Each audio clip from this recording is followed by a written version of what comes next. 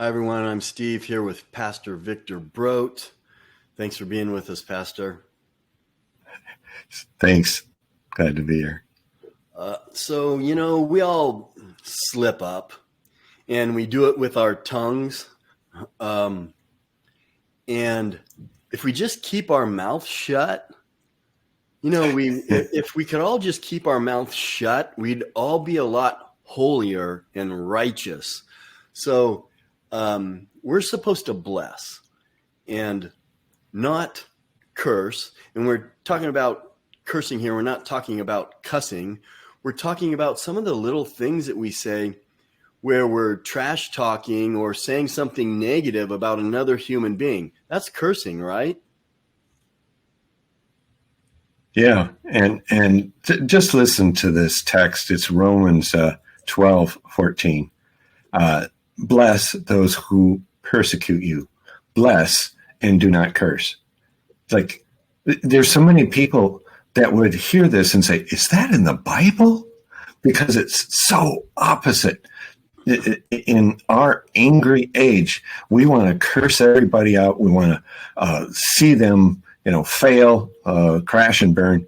But the point that Paul is making, and he can make it pretty well, is to bless. He'd been stoned. He'd been whipped. He'd been accused of all the wrong things. I haven't been through that. I've been through a little riot and a few things like that, and roughed up a little bit. But we live in a world that is full of this anger and just bitterness.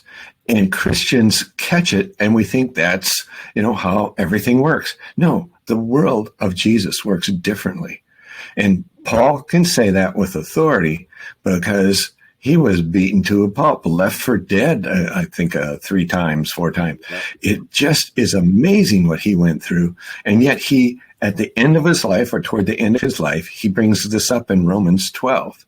Bless, do not curse. Wow. Each one of us it's your heart needs to be filled with blessing. We talk a lot about giving. It's just, we are here to bless others. That is our purpose. You want to know the purpose of your life?